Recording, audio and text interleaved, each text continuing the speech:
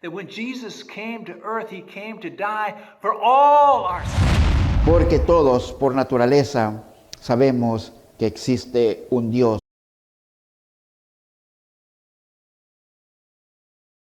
Unfortunately, then Genesis 3 happens. Right? So man had the plan. He was in the image of God, woman and man, and the plan was to fill the earth with His image. But in Genesis 3, Adam and Eve decided, you know what?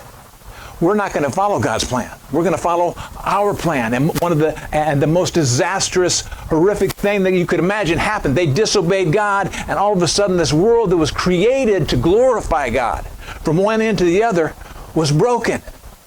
And now all of the things that could have been good went south. Death happened. Disease happened. Climate change happened. Infections happened. Viruses, everything that you could imagine bad that could happen, happened. And we were in a broken world. So here was God's plan, and almost the first thing man did was disobey it. Almost the first thing man did was try to destroy it. And so by Genesis chapter 6, it had got so bad, it tells us in Genesis chapter 6, verse 1, when human beings began to increase in number on the earth, and the daughters of men were born. So they increased on the earth. They were fulfilling the plan. God said, multiply. His plan was, fill the earth with my image by multiplying. So they were doing that, but the problem was, the image was marred now because they had turned from God. So it tells us, finally in Genesis chapter 6, verse 5, the Lord saw how great the wickedness of the human race had become on the earth, and that every inclination of the thoughts of the human heart were only evil all the time. So God's plan was going south. It wasn't working at all. And so God decided to do something about that, as He usually does. And so in Genesis chapter 6, it tells us that God decided to judge the earth. And so by a worldwide flood, he wiped out humanity except for one righteous man and his family, and that was Noah. And finally, after the flood, here was Noah, here was his family, and guess what God decided again to do? It was His plan for the earth. In Genesis chapter 9, then the Lord blessed Noah and his sons, saying to them, be fruitful and increase in number, and what? Fill the earth. Okay, here's one righteous man, a righteous man's family. He says, increase in number and fill the earth. Was that the original plan? To fill the earth with His image? Yes, and so He gives it again. He gives this to mankind.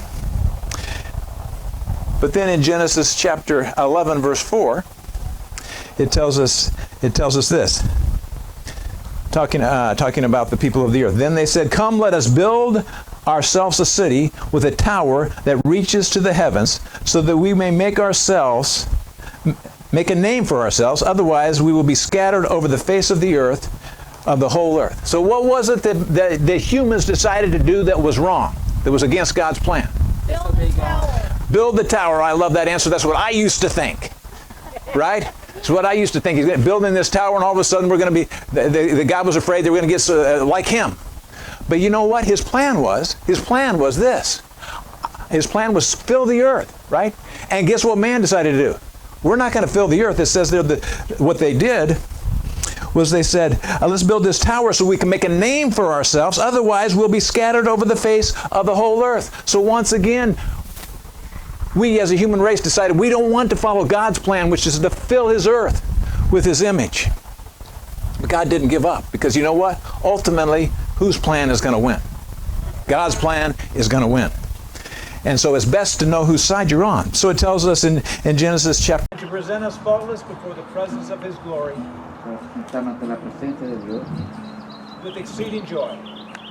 To the only wise God, El único Dios sabio, our Savior, nuestro Salvador, glory, majesty, dominion, and power.